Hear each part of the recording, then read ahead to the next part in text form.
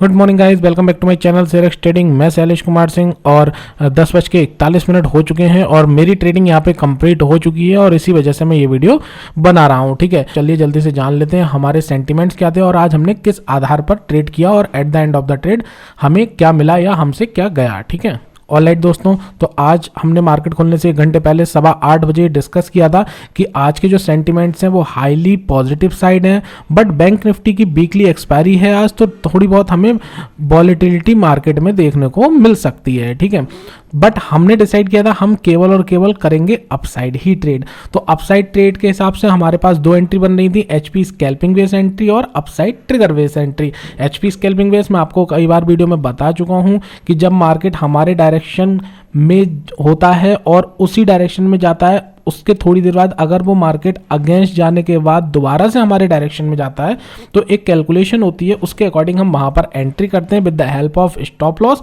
हम उस ट्रेड को होल्ड करते हैं। ठीक है, तो और दूसरी हमारी एंट्री बन रही थी अपसाइड ट्रिगर। अपसाइड ट्रिगर हमें एंट्री तब मिलती जब हमारे मार्केट जो है वो अगेंस्ट जाता और हमारा जो लेवल था उसको क्रॉस करने के बाद दोबारा से ऊपर जाके उस लेवल को क्रॉस करता, हमारे जो ट्रिगर है उसको क्रॉस करता, तब हमें अपसाइड ट्रिगर मिलता है। ठीक है, तो 2 पॉसिबिलिटी यहाँ पर बन नहीं थी, एचपी स्कैल्पिंग बेस और अपसाइड ट्रिगर बेस।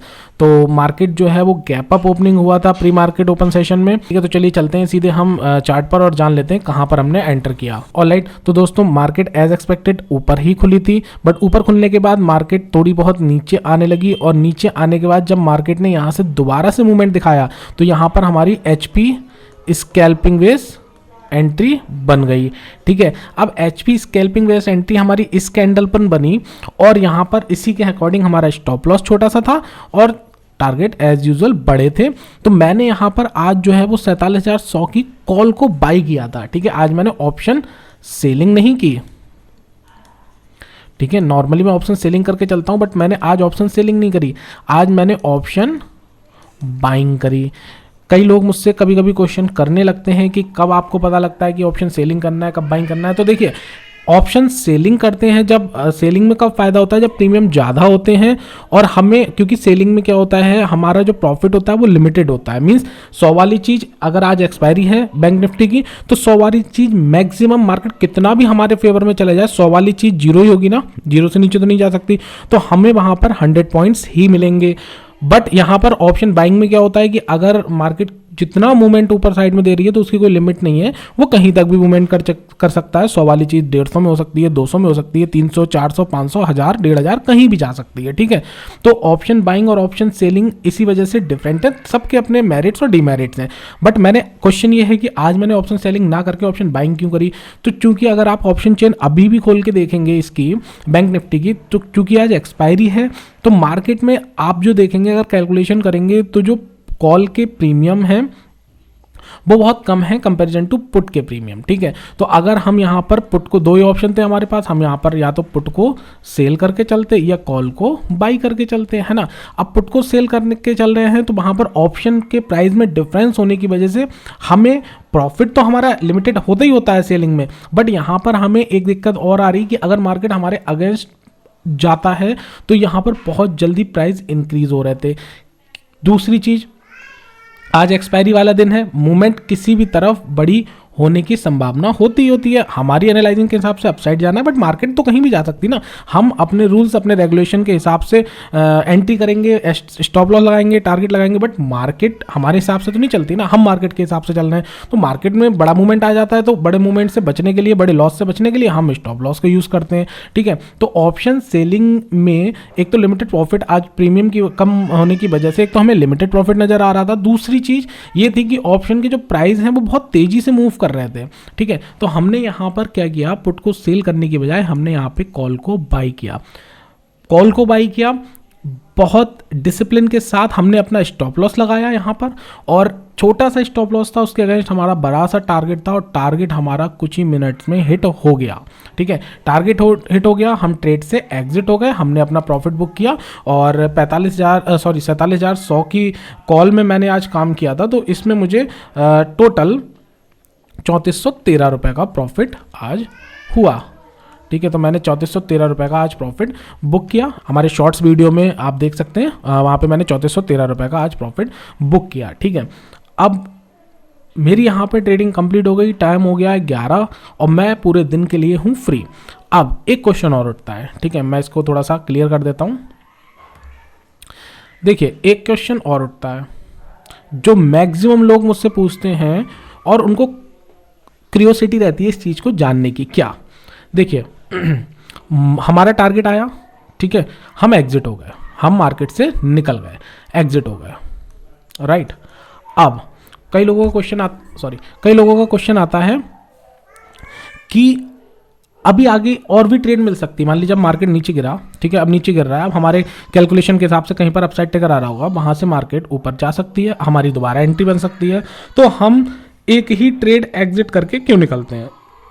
तो दोस्तों इसके देखिए रीज़न बहुत हो सकते हैं। मेरे अकॉर्डिंग एक रीज़न ये है इसका कि जब हमने अपनी एनालाइजिंग के हिसाब से एंट्री करी, मार्केट ने हमें वैसी ही चाल दिखाई, मार्केट ने हमें हमारा जो कैलकुलेटिव टारगेट है वो भी दिया, बल्कि इवन उससे ज़्यादा दिया, ठीक है, उससे ऊपर प्राइस निकला।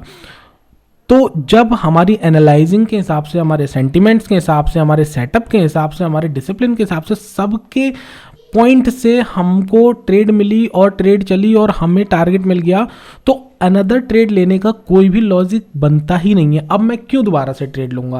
अब मार्केट यहाँ से नीचे गिर जाए, चाहे मार्केट यहाँ से और ऊपर चली जाए, भाई मेरे को टारगेट लेना था उतना टारगेट मैंने ले लिया। हाँ, यहाँ पर मैं और बड़े मूवमेंट को कैप्चर करने के लिए क्या कर सकता हूँ कि मैं मान लीजिए फॉर एग्जांपल मैं एक क्वांटिटी से ज़्यादा क्वांटिटी में काम करूँ, ठीक है, मान लीजिए मैं 4 क्वांटिटी में या 2 क्वांटिटी में काम करूँ, तो मैं क्या करूँगा, 2 अपनी एग्जिट कर दूंगा टारगेट पे और 2 जो क्वांटिटी है, 2 जो लॉट है, उसको मैं ट्रेलिंग स्टॉप लॉस, ठीक है, ट्रेलिंग स्टॉप लॉस लगाना है, कंपलसरी है, ठीक है। तो with the help of trailing stop loss price यहाँ पे पहुंचेगा, एसएल यहाँ पे आ जाएगा, प्राइस यहाँ पे पहुंचेगा, ट्रेलिंग स्टॉप लॉस यहाँ पे आ जाएगा, प्राइस यहाँ पे पहुंचेगा, ट्रेलिंग स्टॉप लॉस यहाँ पे हो जाएगा। एक टाइम ऐसा आएगा ही आएगा कि हमारा वो ट्रेलिंग स्टॉप लॉस हिट हो जाएगा और हम ट्रेड से एग्जिट हो जाएंगे, बट उस समय हम अपने टारगेट से कुछ पॉइंट्स ज़्यादा कैप्चर कर चुके होंगे। अगर हम ज़्यादा क्वांटिटी में काम करते हैं तो हम आधी क्वांटिटी अपने टारगेट पे एग्जिट कर देते हैं, बाकी को हम टीएसएल के साथ में होल्ड करके रखते हैं जितना भी बड़ा मूवमेंट आ जाए। अब रही बात मार्केट नीचे जाने के बाद, मान लीजिए अब दोबारा से यहाँ पर अपसाइड टेकर मिला, तो जब हमारी एचपी स्कैल्पिंग बेस एंट्री हो चुकी है और वो सही भी हो गई है, चल भी चुकी है, तो हमें दोबारा एंट्री लेने का कोई भी लॉजिक ही नहीं है। भाई हम एक बार सही हो चुके हैं मार्केट के हिसाब से, मार्केट ने हमको एक्सेप्ट कर लिया, हमको प्रॉफिट दे दिया, तो हम दोबारा उसमें क्यों इन्वॉल्व होंगे, दोबारा हम ट्रेड में क्यों इन्वॉल्व होंगे? क्योंकि अब इस ट्रेड का कोई लॉजिक नहीं है ना।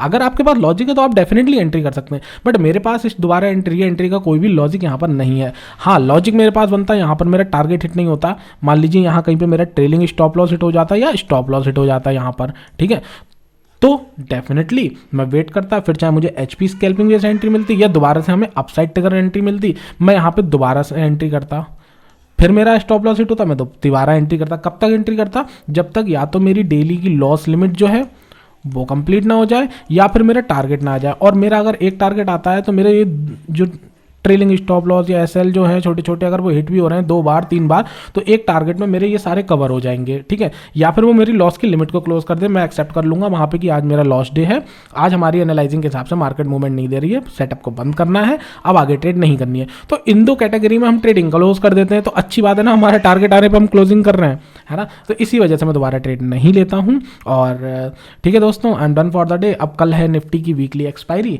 और देखते हैं कल मार्केट किस तरफ से मूवमेंट देती है। अब आपसे मुलाकात होगी कल। Thank you so much. कोई भी क्वेरी है, कोई भी क्वेश्चन है, कमेंट करें या मुझे मेल करें। Thank you so much. Have a profitable life.